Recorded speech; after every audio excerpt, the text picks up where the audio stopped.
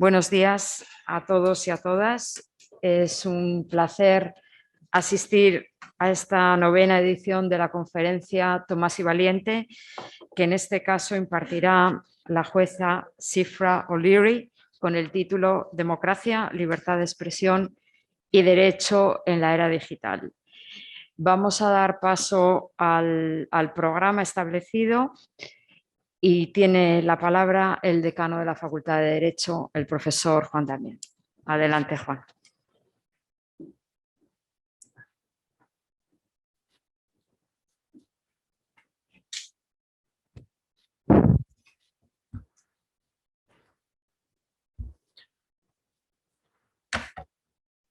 Buenos días a todos y a todas. Magnífica señora rectora, queridos amigos, amigas, autoridades, querida Shifra, gracias. Un año más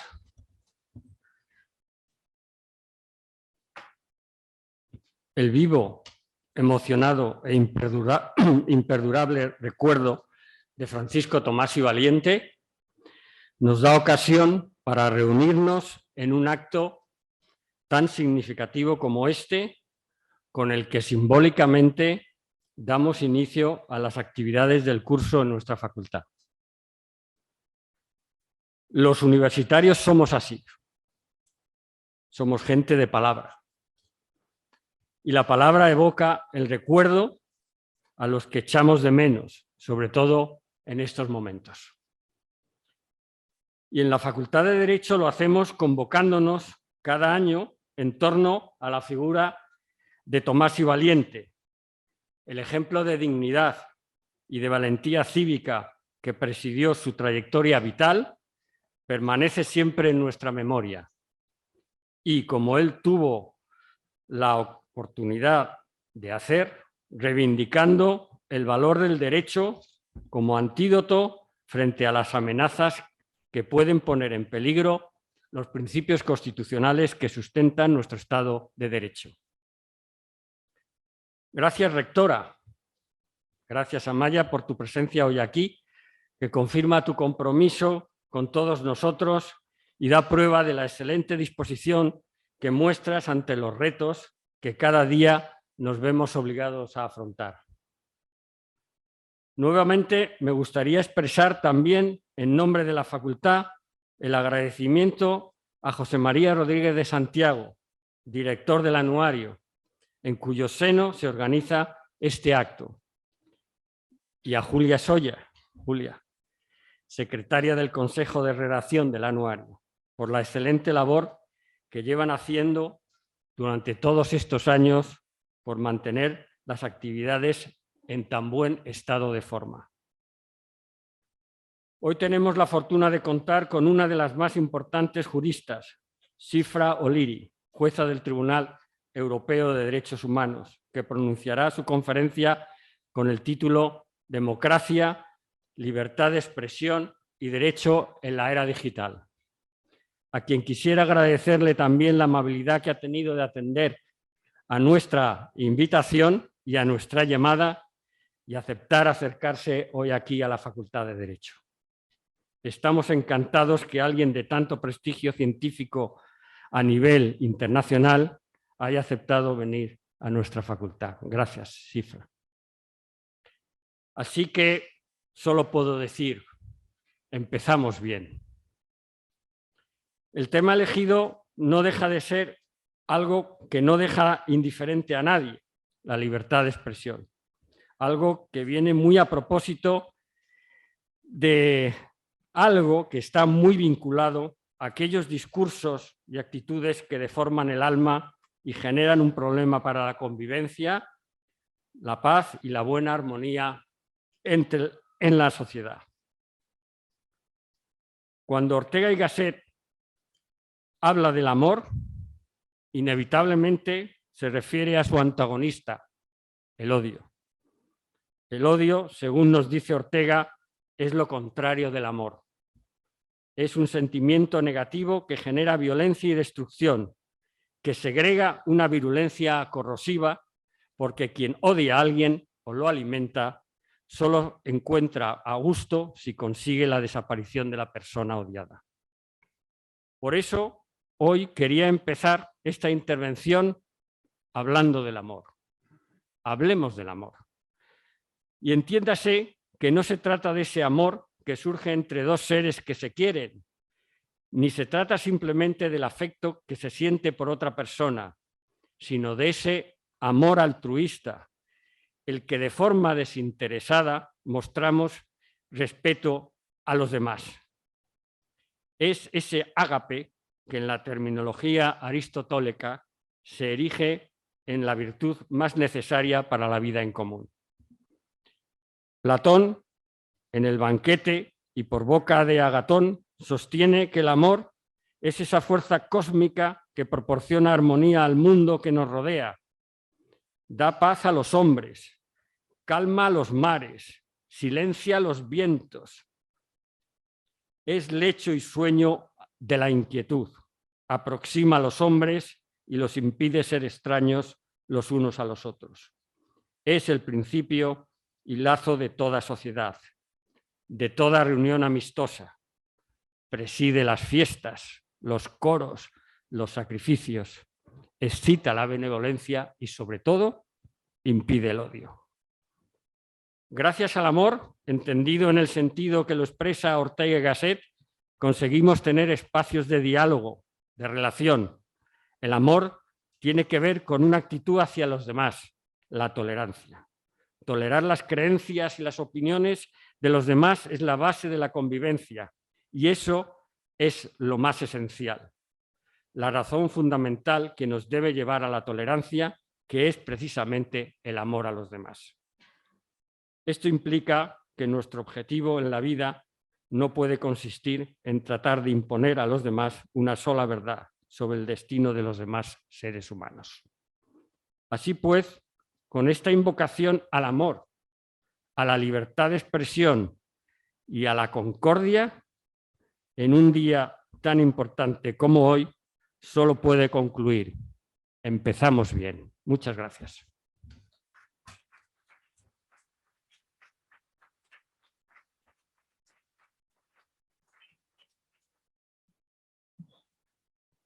Muchas gracias, decano.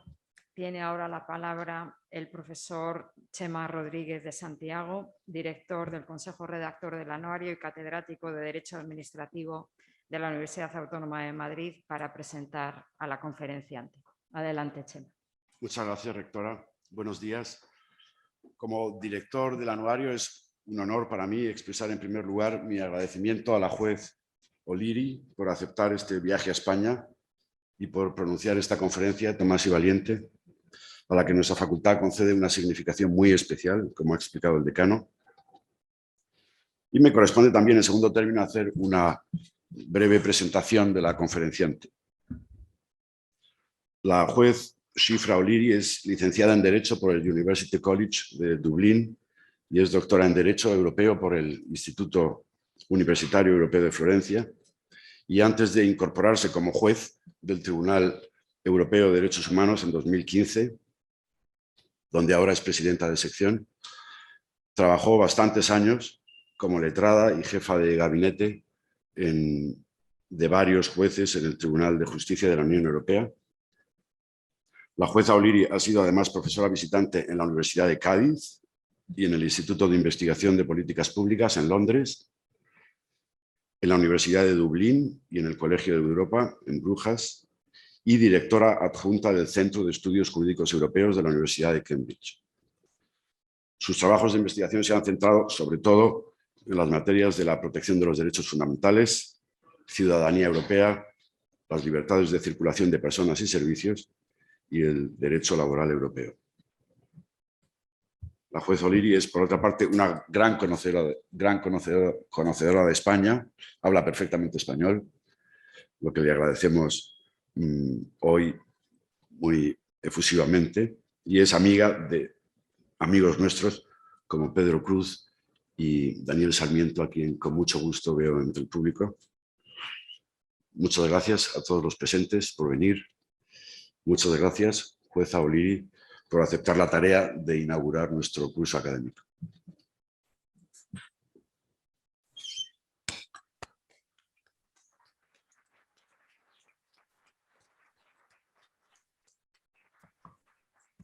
Muchas gracias, Chema. Y a continuación damos ya por fin la palabra a la jueza Sifra O'Leary, que impartirá la conferencia Democracia, Libertad de Expresión y Derecho en la Era Digital.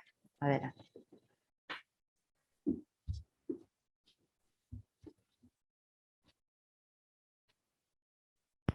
Muchísimas gracias a la rectora, al decano y al profesor Rodrigo de Santiago por su presentación y sus amables elogios. El público juzgará pronto si son del todo merecidos o no. Estimados señores y señoras, es un enorme honor y privilegio participar en esta, creo que es la 9ª conferencia Tomás y Valiente de la Facultad de Derecho. Y es también una enorme responsabilidad, dado en primer lugar la personalidad homenajeado, en segundo lugar la distinguida audiencia que tengo delante y por vía digital, y por último el tema que he elegido. Jueza irlandesa, como acaban de decir, en el Tribunal de Estrasburgo y grandísima admiradora de España y de los españoles desde hace más de 30 años. El castellano es una de mis lenguas familiares, pero no es mi lengua materna. Y por lo que os pido comprensión si maltrato vuestra preciosa idioma en los próximos minutos. Mi discurso en homenaje al profesor Tomás y Valiente se centrará en las nuevas cuestiones jurídicas que surgen en nuestra era digital, cuestiones que impactan en nuestros conceptos de democracia, de elecciones libres y del derecho a la libertad de expresión. A la luz de la obra y legado del profesor, la importancia que otorgó a la defensa del Estado de Derecho y la democracia, que defendió con su propia vida, y visto los tiempos en que vivimos, sobre todo los jóvenes aquí presentes, me parece un tema muy apropiado. Tema que tiene también la ventaja de poner de relieve el trabajo visionario del profesor. Escribiendo hace más de 40 años, en 1978, en un artículo intitulado Terrorismo y excesos verbales, el profesor aludía a actos no idénticos al terrorismo de obra, pero sí pertenecientes por su raíz violenta y antidemocrática a la misma familia. Se refería con una visión, en mi opinión, de que gozaban pocos entonces, e incluso ahora, y cito, a las manifestaciones verbales públicas coactivas contra la naciente y aún endeble democracia, contra los que en esta creemos. Cuando alguien en público y sobre materias concernientes a los problemas políticos emplea el insulto o la provocación en lugar de utilizar la razón como instrumento para convencer al auditorio, incurre en terrorismo verbal. En las 2 últimas décadas, los avances en las tecnologías de la información y la comunicación han sido fundamentales para facilitar el acceso general a la información y a la libre circulación de ideas y opiniones políticas antes y durante las elecciones democráticas. Pocos en nuestra órbita europea refutarían lo que el Tribunal de Estrasburgo ha repetido a menudo, que la libertad de expresión es la savia de la democracia. Y pocos ignoran el potencial del Internet, de los nuevos medios sociales y del mundo digital para potenciar la oferta de información e ideas. En palabras de mi tribunal, en un caso turco de 2012 llamado Ahmet Yildirim, que trataba sobre el bloqueo del acceso a los sitios web de Google, y cito, a la luz de su accesibilidad y su capacidad para almacenar y comunicar enormes cantidades de información, Internet desempeña un papel importante para mejorar el acceso del público a las noticias y facilitar la difusión de la información en general. Sin embargo, hoy nadie disputa que tanto actores no estatales como a veces actores estatales explotan los avances tecnológicos para alterar qué y cómo llega la información al electorado y en algunos casos para interferir con la participación democrática y el acceso a la información durante los periodos electorales y más allá. En un espacio de tiempo notablemente corto, una variedad de nuevas palabras se han abierto paso en nuestro léxico democrático. Noticias falsas, noticias basura, desinformación y hechos alternativas, por nombrar solo algunos. La palabra del año del Oxford English Dictionary en 2016 fue posverdad, definida de la manera siguiente: relativa o que denota circunstancias en las que los hechos objetivos son menos influyentes en la formación de la opinión pública que las apelaciones a la emoción y a las creencias personales. No hace falta recordar a este público las elecciones que han tenido lugar en 2016. La desinformación en las elecciones forma parte de un problema más amplio, evidente también durante la pandemia, resultante de la difusión de la desinformación en el discurso cotidiano virtual online. No hace falta mirar más allá de los sucesos en Washington, D.C. el 6 de enero de este año para comprender lo poderosas que pueden ser las campañas de desinformación. En este nuevo contexto, que parece haber llegado para quedarse, la pregunta que quiero tratar es cuál es o puede ser entonces el papel del Convenio Europeo, que cumplió 70 años el año pasado y cuyo artículo 3 del protocolo número 1 establece que las altas partes contratantes se comprometen a celebrar elecciones libres mediante voto secreto en condiciones que garanticen la libre expresión de la opinión del pueblo en la elección del cuerpo legislativo. La jurisprudencia de Estrasburgo sobre este artículo abarca un amplio abanico de cuestiones diferentes, entre las que destacan, por ejemplo, lo que constituye un órgano legislativo, las condiciones de acceso al voto, la organización de elecciones conforme a la ley, punto importante, o de campañas electorales y el tratamiento de los resultados electorales. Lo que llama la atención, en mi opinión, sin embargo, es que todavía se encuentra pocas o ninguna referencia a las palabras digital, tecnología, internet o medios sociales en la jurisprudencia de Estrasburgo sobre elecciones libres.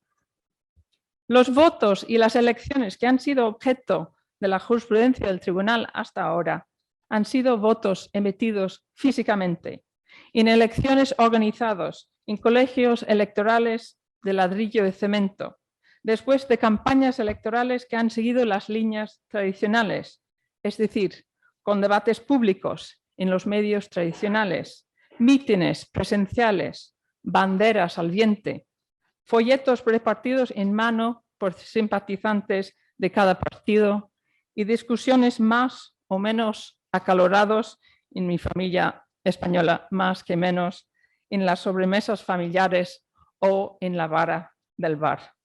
Han sido elecciones sujetas a normas tradicionales, como la prohibición de hacer campaña en las inmediaciones físicas de un colegio electoral o en las horas o días anteriores a la votación. Pero esto ya no es así.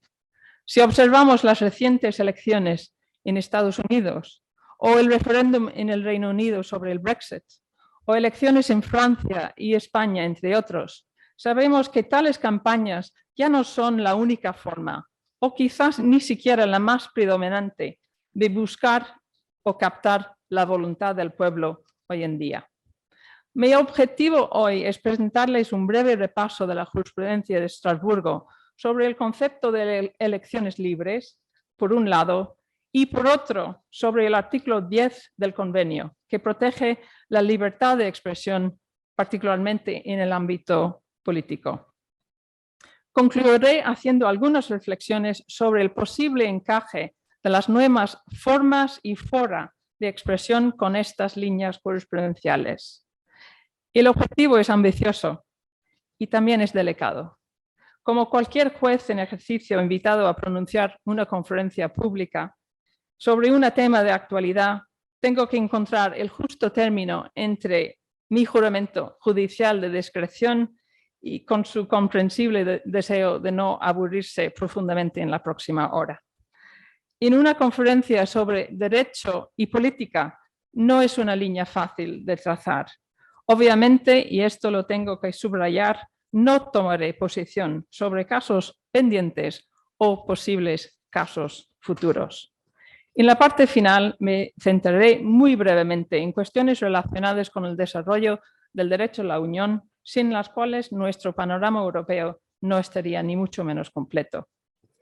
El Tribunal de Estrasburgo ha sostenido sistemáticamente que si el derecho a la libertad de expresión no es absoluto, hay poco margen para las restricciones a la expresión política.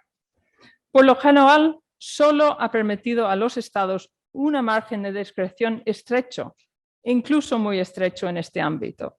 Y esto se debe a la importancia especial que el convenio concede al libre debate político. La interacción entre los derechos de expresión garantizados por el artículo 10 y los del artículo 3 del protocolo número 1 se resumió en un caso belga de los años 80, un caso que se llamó Mathieu Moyen. En ese caso se trataba del complejo sistema de gobernanza establecido para dar cabida a la coexistencia de 3 comunidades lingüísticas en Bélgica. Y en este caso el tribunal subrayó la premisa básica que ha repetido durante décadas. Las elecciones libres y la libertad de expresión, en particular la libertad del debate político, constituyen conjuntamente los cimientos de todo sistema democrático.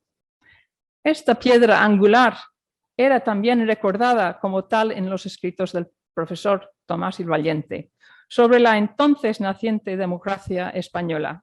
Según él, y cito, una de las grandezas de la democracia consiste en garantizar la libertad de expresión incluso a los enemigos. Sin embargo, entre estos 2 artículos del convenio interrelacionados sí se encuentra una distinción fundamental. El estrecho margen de discreción que se aplica generalmente a la expresión política contrasta con el margen mucho más amplio que se reconoce a los Estados en lo que respecta al derecho a unas elecciones libres. Y este margen más amplio es totalmente comprensible y necesario. A efectos del artículo 3 del protocolo número 1, el Tribunal en Estrasburgo evalúa los sistemas electorales a la luz de la evolución política de cada país. Reconoce que las características que serían inaceptables en el contexto de un sistema pueden estar justificados en el contexto de otro. Y un buen ejemplo de cómo funciona el margen con referencia a la historia local, la experiencia y el contexto doméstico en el ámbito electoral es el caso de Lindsay contra el Reino Unido. En él, la antigua Comisión de Derechos Humanos Europeo examinó y confirmó la legitimidad de la adopción de un sistema de votación diferente, es decir, la representación proporcional para Irlanda del Norte, visto su pasado difícil e incluso su presente, al que se aplica en el resto del Reino Unido, donde se aplica el denominado sistema de First Past the Post. Otra razón que explica la diferencia del enfoque del artículo 3 del protocolo número 1 en comparación con el artículo 10 es que el primero no solo trata de protección de los derechos individuales, sino también de la protección de la integridad del sistema electoral en el que se ejercen los derechos individuales de cada cual. Como ha reconocido el tribunal en su jurisprudencia desde el caso belga, los sistemas electorales tratan de cumplir objetivos que a veces son poco compatibles entre sí. Por un lado, pretenden reflejar justamente y fielmente la opinión y la voluntad del público. Por otro, buscan encauzar los corrientes de pensamiento para favorecer el surgimiento de una voluntad política suficientemente clara y coherente. La exigencia del convenio de que se prevén elecciones libres implica, pues, además de la libertad de expresión, el principio de igualdad de trato de todos los ciudadanos en el ejercicio de su derecho de voto. La mayoría de los Estados miembros del Consejo de Europa tienen normas sobre la publicidad política costeada por terceros. Su objetivo es mantener la integridad, la equidad y la legitimidad del proceso y de los resultados de las elecciones.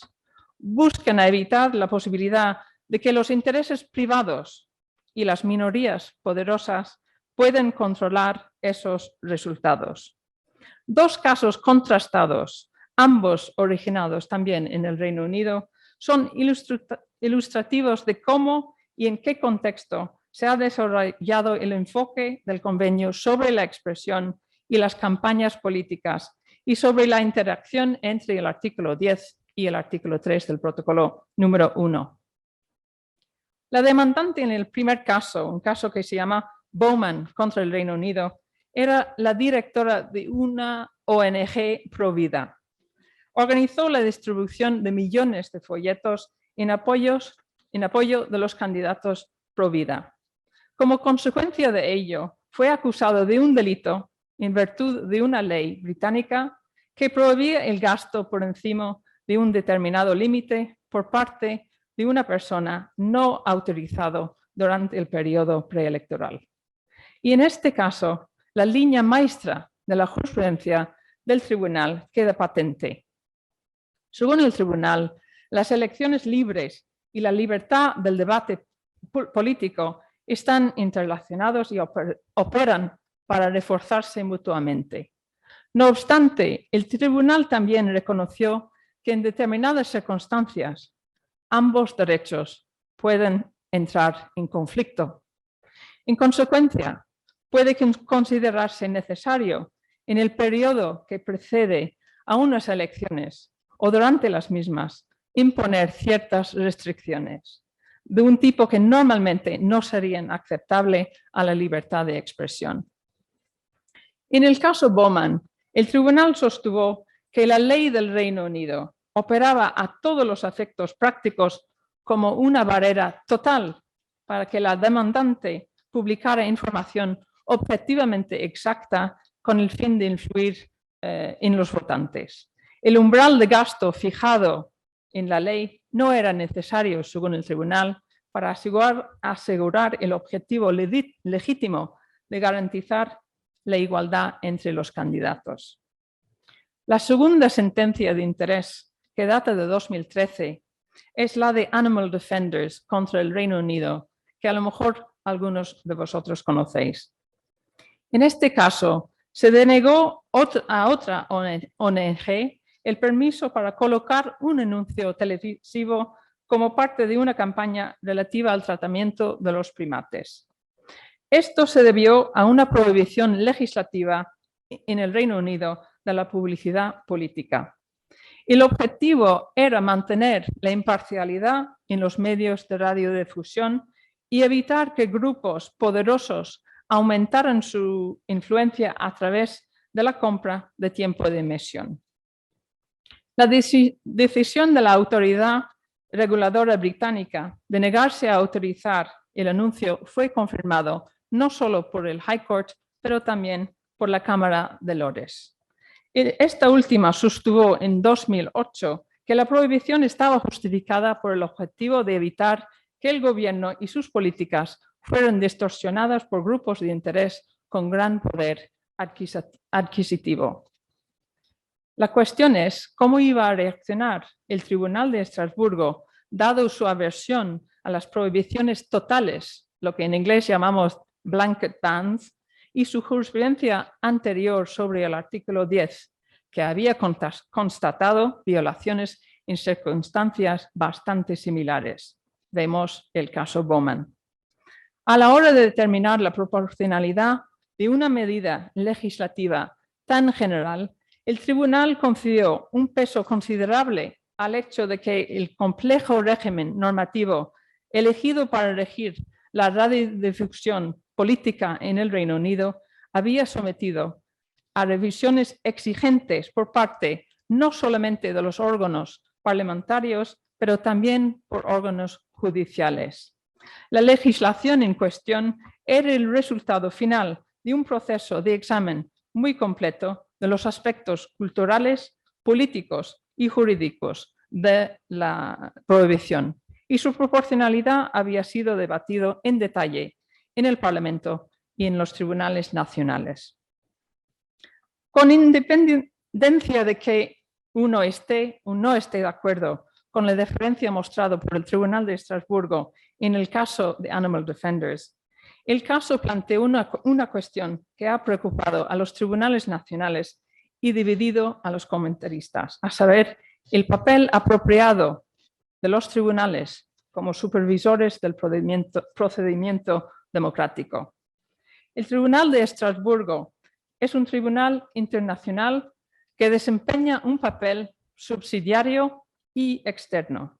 Por eso subrayó en este caso que lo ideal en estas situaciones es que el equilibrio necesario entre los distintos intereses en juego se produjera a nivel parlamentario nacional y, si fuera necesario, a nivel judicial nacional, a condición, por supuesto, de que el análisis en ambos niveles fuera, primero, de calidad y, segundo, conforme al convenio.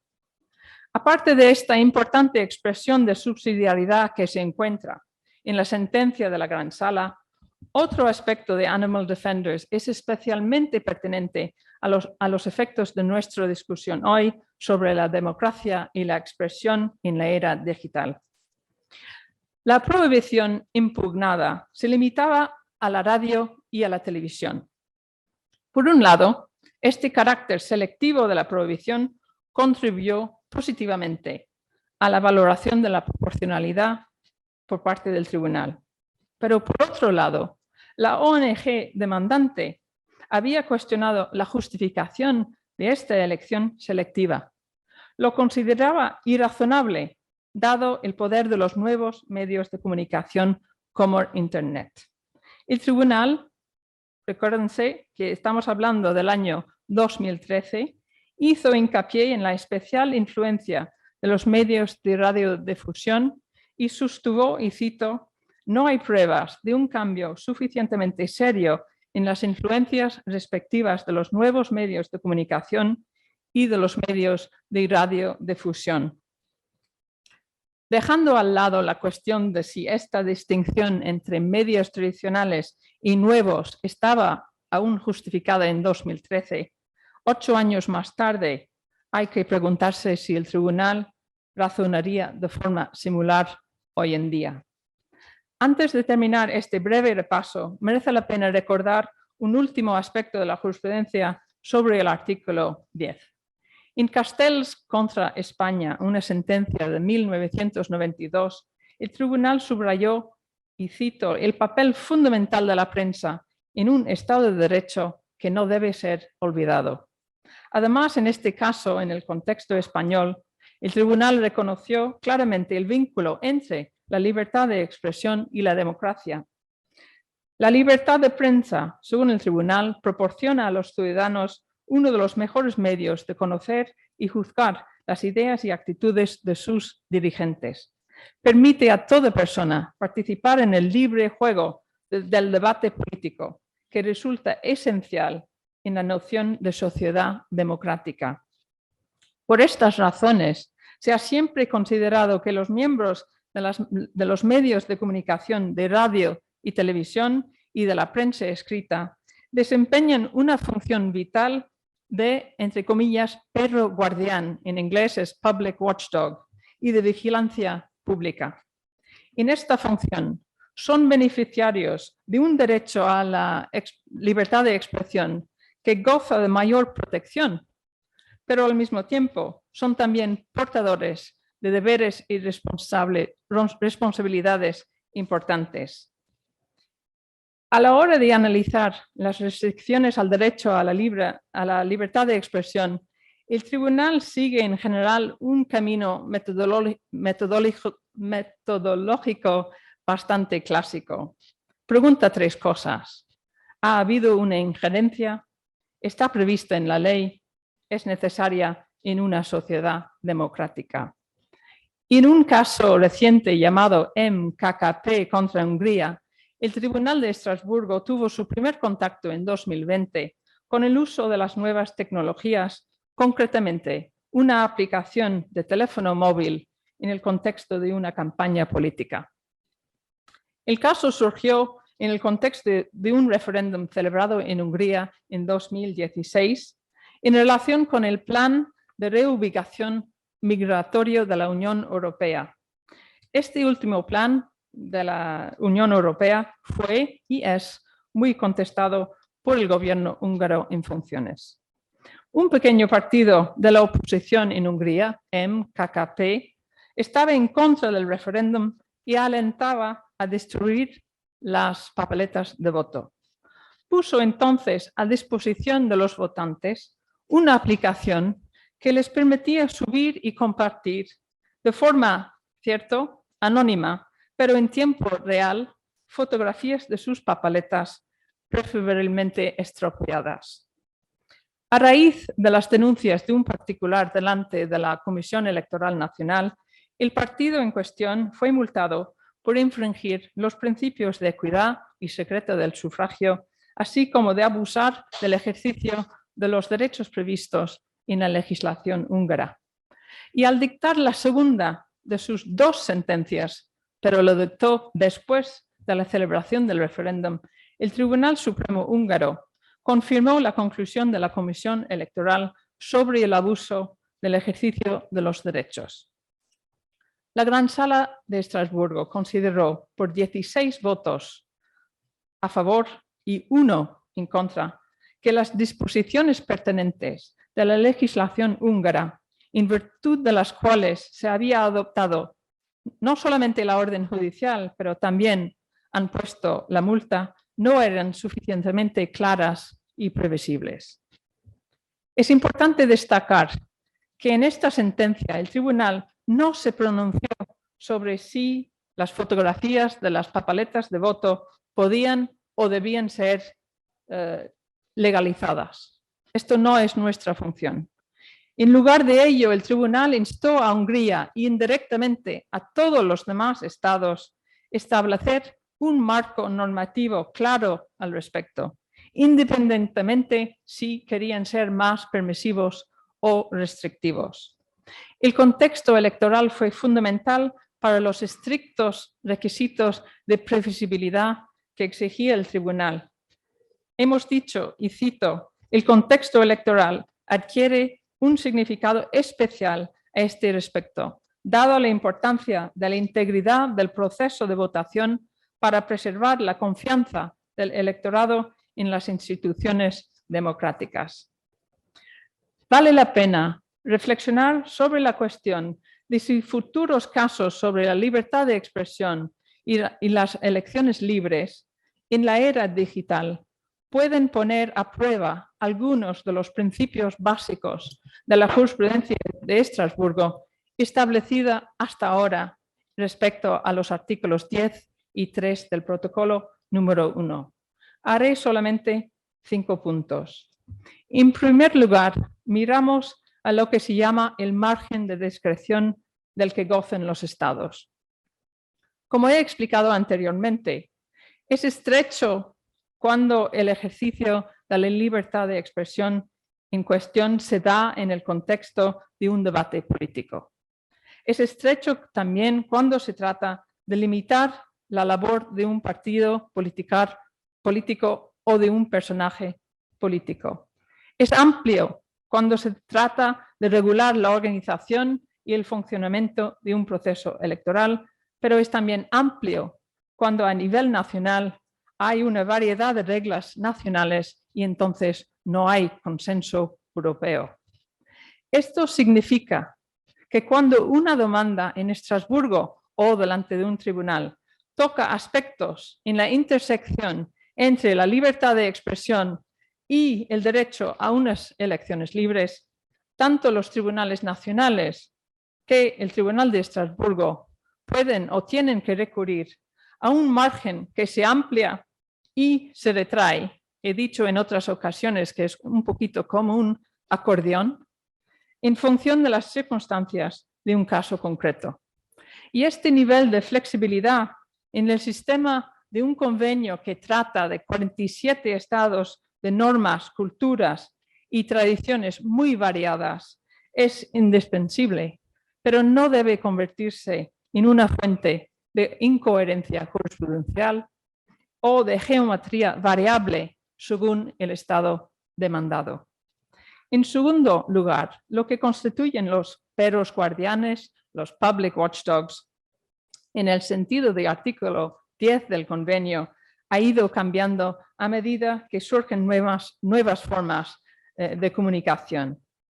En la reciente jurisprudencia sobre el derecho a recibir información en virtud del artículo 10, se estableció en otro caso húngaro, el tribunal ha destacado la función de, y cito, los blogueros y usuarios populares de los medios de comunicación social. Según el tribunal, también pueden asimilarse a ese mismo papel de perros guardianes del interés público. Hay algo muy democrático, usando D minúscula en este enfoque, de trasladar responsabilidades de defensa del interés general a los usuarios de los medios digitales. Pero es un salto potencialmente importante y que podría tener importantes ramificaciones en contextos electorales. Los individuos implicados no han estado sujetos hasta ahora al mismo tipo o nivel de regulación que los medios de comunicación tradicionales. Es importante recordar lo que acabo de decir. La mayor protección otorgada hasta ahora a la libertad de expresión siempre se ha visto compensada no solo por la posibilidad de restringir ese derecho, no es un derecho absoluto, sino por el hecho de que el artículo 10 es la única disposición del convenio que se refiere a deberes y responsabilidades. Como observó el Consejo Europeo en un estudio de 2018, la parte factual sobre la que se basa la política se ha beneficiado en el pasado en parte de un filtro de ética periodística y comprobación de hechos objetiva.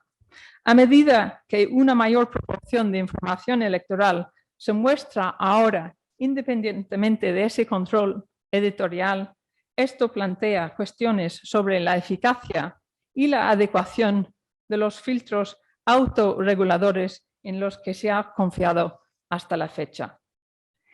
En tercer lugar, también cabe destacar la naturaleza de las obligaciones jurídicas que el artículo 3 del protocolo número 1 impone a los Estados.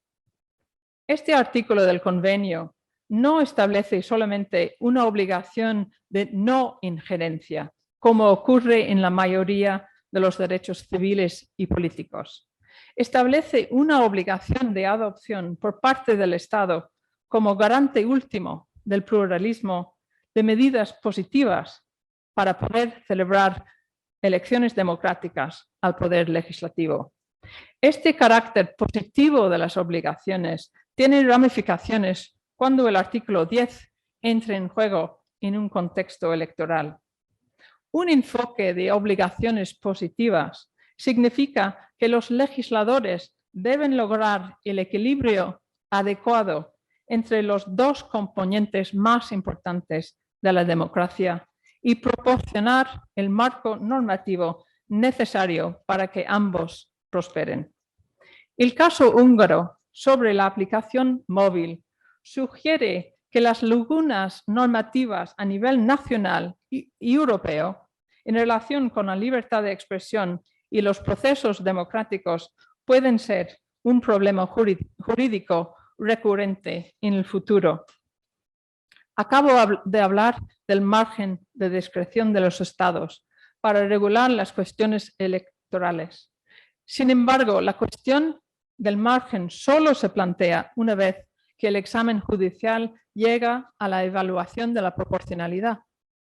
En una fase previa, en relación con la legalidad de cualquier injerencia, el Tribunal de Estrasburgo evaluará la previsibilidad y la accesibilidad de las normas jurídicas existentes.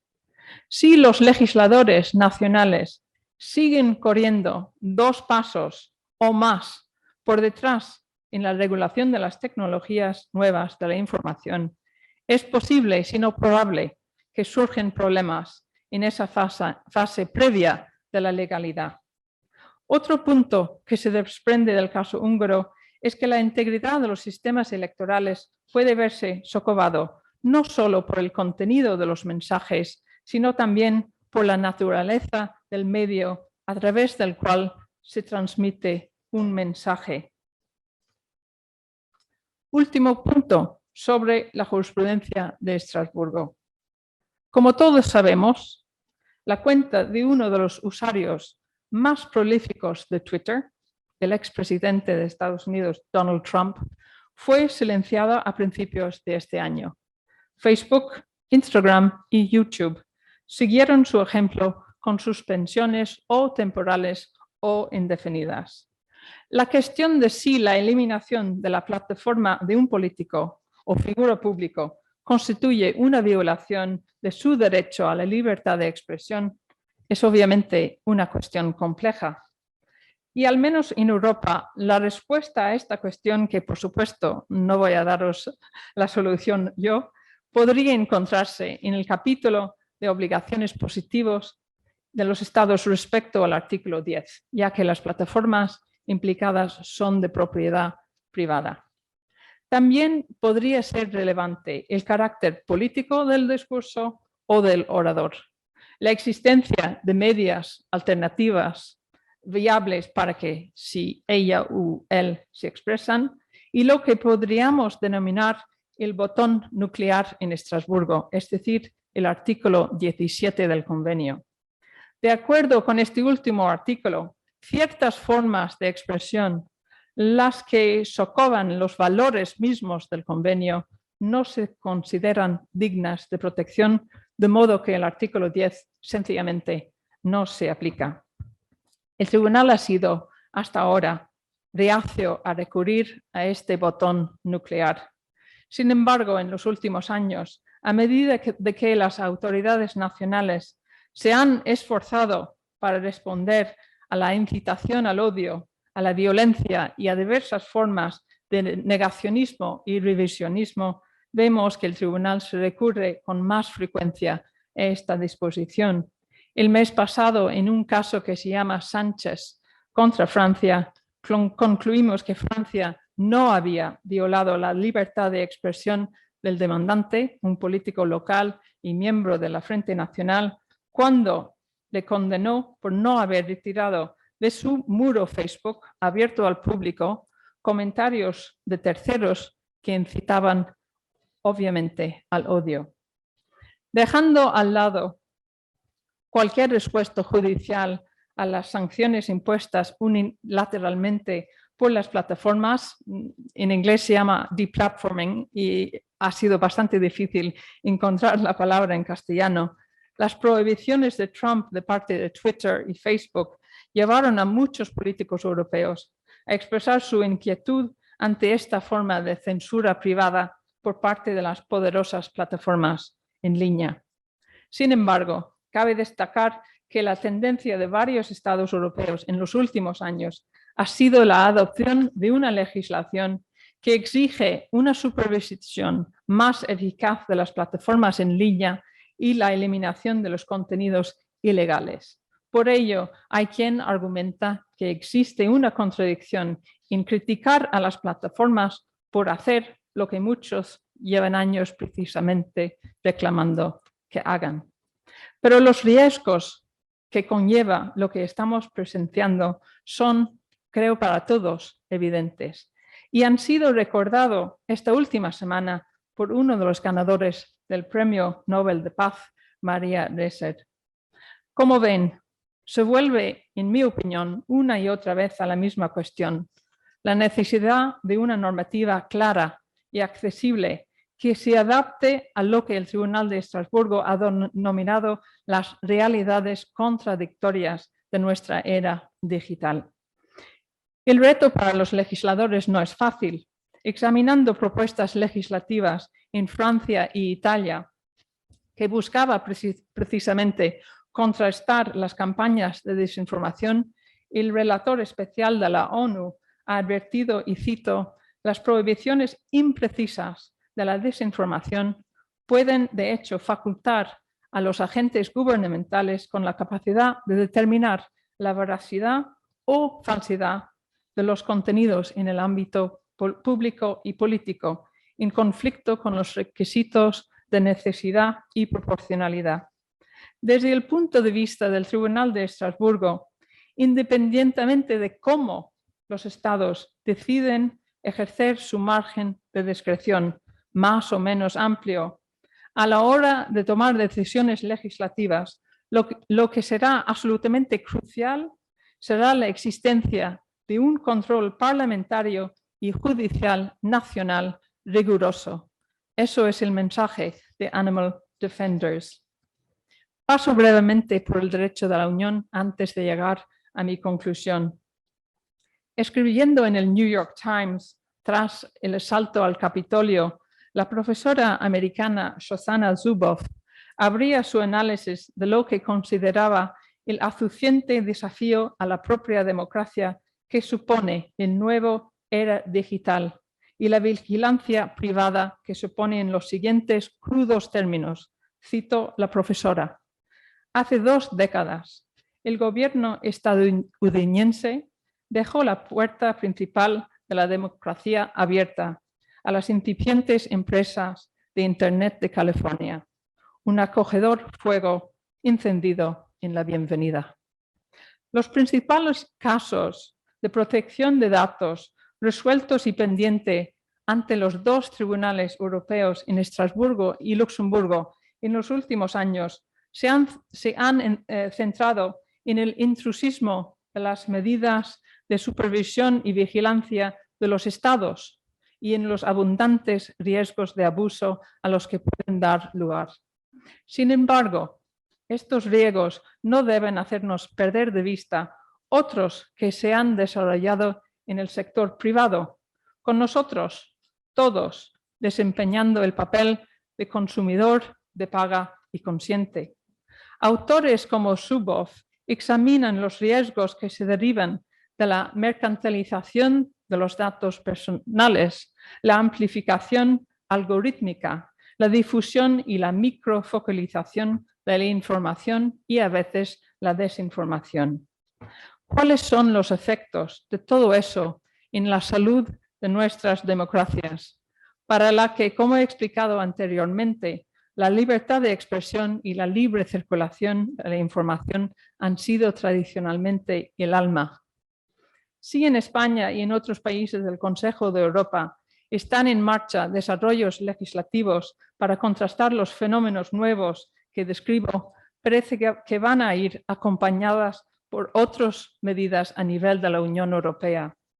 A finales del año pasado, la Comisión publicó su Plan de Acción Europeo para la Democracia y otros proyectos legislativos como la Ley de Servicios Digitales, la DSA.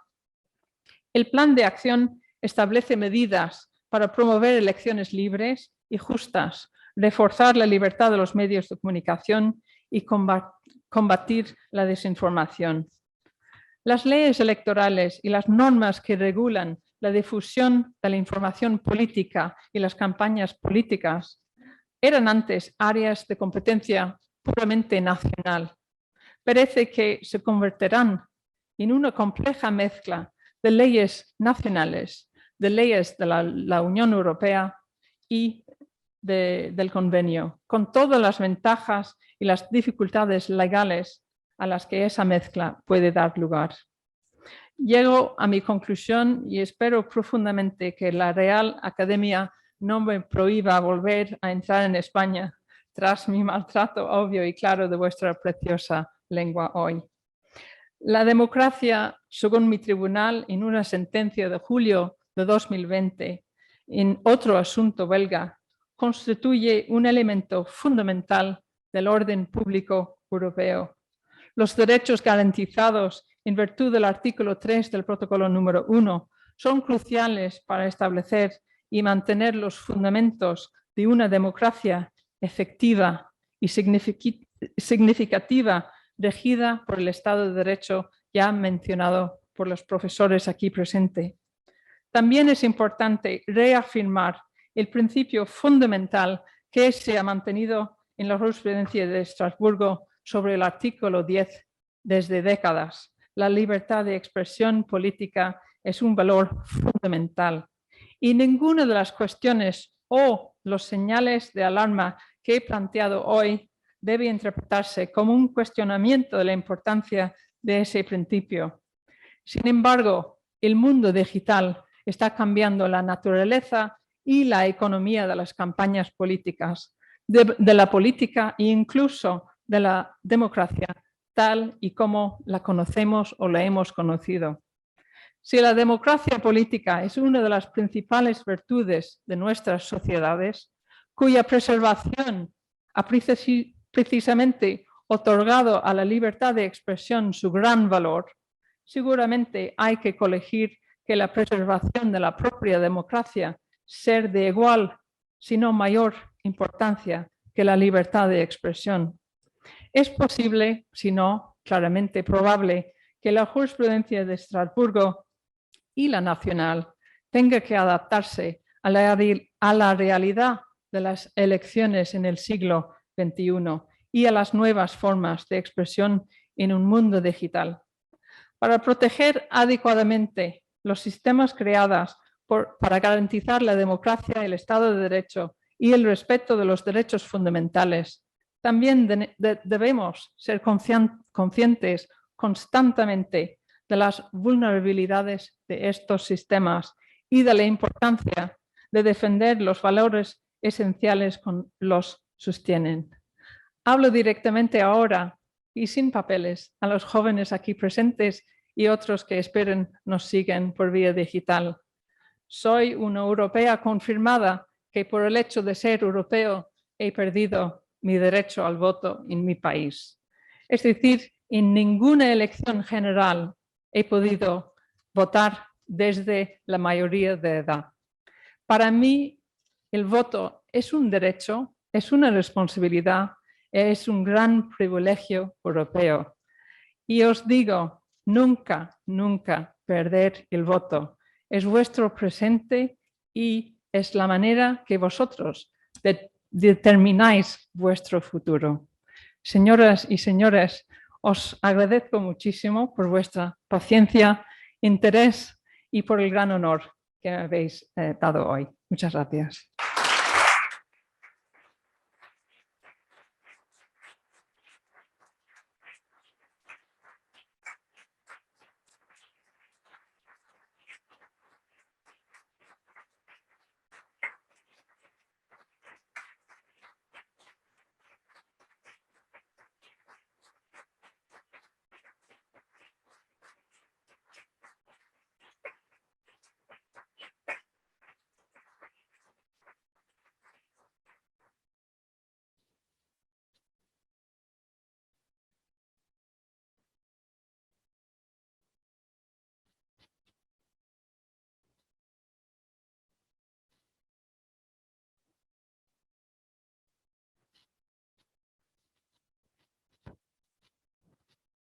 Sí, querida conferenciante, jueza Shifra O'Leary, querido decano, querido profesor Rodríguez de Santiago, profesoras, profesores, estudiantes, amigos, señoras y señores. Quiero empezar, como no puede ser de otra manera, agradeciendo a la jueza O'Leary aceptar, en primer lugar, visitarnos en el campus de Canto Blanco e impartir esta magnífica conferencia que demuestra una vez más la amenaza a la democracia, lo inestable de nuestros tiempos y un nuevo escenario en el que las plataformas digitales han venido a ocupar un lugar central en nuestras vidas. Muchas gracias, decano, querido Juan, por organizar ya esta tradicional edición de la conferencia que lleva el nombre de nuestro querido y añorado profesor Tomás y Valiente. Parece mentira que este año se hayan cumplido ya 25 años desde aquel día aciago en el que el profesor Tomás y Valiente fue cobardemente asesinado aquí, en esta facultad, en su despacho de esta Facultad de Derecho por la banda terrorista ETA. Su asesinato causó una inmensa conmoción en la comunidad universitaria y en la sociedad en su conjunto. Recuerdo con mucha nitidez ese día. Yo estaba recién llegada a la UAM y lo que ocurrió al día siguiente, cuando miles de estudiantes de nuestra universidad se manifestaban con sus manos blancas en alto. El movimiento Manos Blancas sacudió al grito de basta ya a toda la sociedad española y fue el comienzo de la reacción social contra ETA. Una reacción que en la sociedad vasca, de la que provengo, fue tardía y débil, pero que evidenció la imposibilidad de su triunfo, la inutilidad de su lucha. Las manos blancas en alto representan la inocencia, pero también representan la tolerancia hacia las ideas de los demás. Los campos son lugares abiertos. El terrorista John Bienzobas pasó desapercibido entre los grupos de estudiantes que entraban en la facultad aquella mañana, como cualquier otro día, como cualquier otra persona. Puede pasar en cualquier momento. Ayer mismo, un estudiante de 21 años la emprendió a tiros con una escopeta de caza en el campus de Leioa de la UPV, de la Universidad del País Vasco, afortunadamente sin víctimas. Esta apertura física, esta ausencia de barreras, simboliza también el hecho de que en los campos universitarios caben todas las ideas.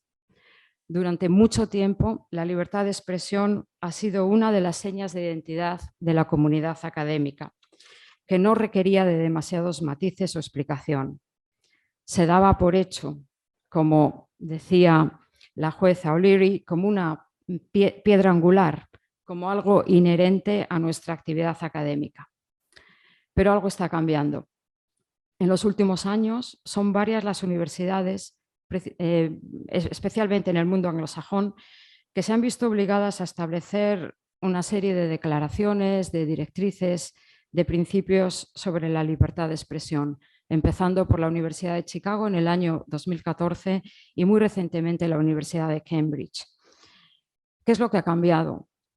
No es el papel central de la libertad de expresión del que nos ha hablado la jueza O'Leary, como símbolo de la independencia de la universidad de todo poder político. Las universidades tenemos claro que debemos seguir fomentando el debate, cuestionar las normas aceptadas, analizar los resultados de la investigación y trabajar de forma colectiva en búsqueda de soluciones globales. Pero como dice el rector de Cambridge en su blog, el surgimiento de las redes sociales y la rápida polarización de la esfera política han demostrado más que nunca que el debate en ausencia de civismo no solo no es productivo, sino que puede ser muy perjudicial. La necesidad de establecer una serie de directrices en torno a la libertad de expresión en los campus se ha visto impulsada por la cultura de la llamada cultura de la cancelación, el cancel culture. El ostracismo o discriminación en círculos académicos de personas con opiniones controvertidas. Hoy mismo la prensa se hace eco de un caso sucedido en la Universidad de Michigan. Un profesor de música que mostró a sus estudiantes secuencias de la obra Otelo, protagonizada por un Laurence Olivier embadurnado con la tez negra, y que los estudiantes y parte de los profesores de la Universidad de Michigan han considerado denigrante para los afroamericanos. Este profesor ha sido apartado de su docencia. Otro ejemplo, en 2019 en la Universidad de Cambridge, sucedió con la cancelación de la visita de Jordan Peterson, profesor de la Universidad de Toronto, tras las protestas de profesores y estudiantes por sus controvertidas opiniones sobre los derechos de las personas transgénero y sus opiniones sobre el género y la raza. Peterson hace en parte responsable a las universidades de la imposición de lo políticamente correcto, y sus críticas abarcan temas como el feminismo, el posmodernismo, la teoría crítica de la raza, el concepto de supremacismo blanco, la apropiación cultural y el ecologismo. La pregunta es si la libertad de expresión se puede entender como un derecho absoluto o si ha adquirido matices. La cuestión es hasta dónde llega el derecho a expresarse libremente como un elemento esencial de la cultura universitaria. O dicho de otro modo, ¿hasta qué punto la responsabilidad de la universidad de mantener un clima de civismo y de respeto mutuo no es sino una justificación para obstaculizar la discusión y el debate de ideas, incluso cuando hay una mayoría de miembros de la universidad que las consideran ofensivas, inmorales o erróneas. Sin duda, este es un debate que debemos tener, con muchas zonas grises, pero también con límites muy claros. La ilegalidad, la difamación, el acoso, la amenaza o la violación de la intimidad. Los que tenemos ya una trayectoria amplia en la universidad hemos vivido situaciones en los campus en los que se ha impedido hablar a conferenciantes por sus ideas políticas o su ideología. Más preocupantes, quizá, y más cercanas son situaciones recientes que ilustran la reciente polarización de la sociedad española y que nos retrotraen a tiempos que creíamos haber dejado atrás. Me estoy refiriendo, por ejemplo, a las agresiones acontecidas el pasado 6 de octubre en el campus de Bellaterra de la Universidad Autónoma de Barcelona, donde se agredió física y verbalmente a un grupo de estudiantes de la asociación Shakabat, impidiéndoles la colocación de un stand para expresar sus ideas contrarias al independentismo y cercanas al constitucionalismo. Este no es un escenario de zonas grises, es un escenario en la que la libertad de expresión debe ser un absoluto, una piedra angular. Nada más antiuniversitario que negar la palabra. Nada más contrario a nuestro espíritu que el uso de la agresión y la violencia. La historia de nuestro país nos demuestra el enorme error que es justificar la violencia o responder de forma tibia a la misma. Hemos visto, y en países como Irlanda y en la sociedad vasca, se ha mostrado de forma muy clara cómo de algunos polvos han venido grandes lodos. Por ello, quiero aprovechar la ocasión que me brinda estar aquí hoy en esta Facultad de Derecho con todos ustedes en una conferencia que lleva el nombre del profesor Tomás y Valiente y que ha impartido sobre la libertad de expresión la jueza O'Leary, para reafirmar el compromiso de esta universidad, de la Universidad Autónoma de Madrid, con la democracia y con la libertad de expresión, y condenar sin matices las agresiones sufridas por los estudiantes de Shakabat, con los que me solidarizo. Pero además de condenar, nuestra labor como docentes es precisamente educar a nuestros jóvenes en la tolerancia y en el respeto a los demás, especialmente a aquellos que no piensan como nosotros. Siempre podemos guiarnos de los que nos precedieron. Me viene a la mente, y quién nos recuerda, las palabras de don Miguel de Unamuno, con su venceréis, pero no convenceréis, que pronunció hace 85 años ante aquellos que querían quitar la palabra y sustituirla por la fuerza de las armas. No debemos caer en la condescendencia de pensar que estos ominosos sucesos no pueden volver a repetirse. No es cuestión de ideologías, es cuestión de delimitar y definir nuestro marco de convivencia. El profesor Francisco Tomás y Valiente puede ser identificado con lo que en España se denomina un juez progresista, pero y tal y como afirmó en su discurso de despedida del Tribunal Constitucional, su verdadera ideología como magistrado fue la Constitución de 1978, en su espíritu e incluso en su letra, como afirma Marta Lorente en la página web que le dedica el Tribunal Constitucional. Ese es sin duda nuestro marco de convivencia y como tal su defensa es responsabilidad irrenunciable de las instituciones públicas. Y para inaugurar este curso académico en la Facultad de Derecho, termino con la frase recogida en el monumento dedicado al profesor Tomás y Valiente en nuestro campus.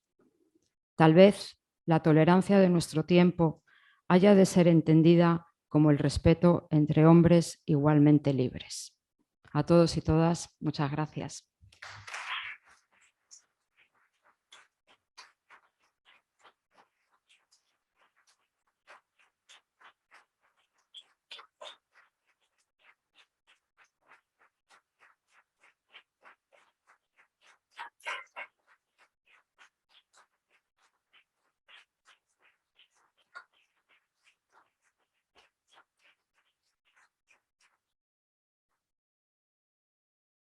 Pues finalizamos el acto con la inauguración del curso académico 2021-2022 en la Facultad de Derecho. Gracias.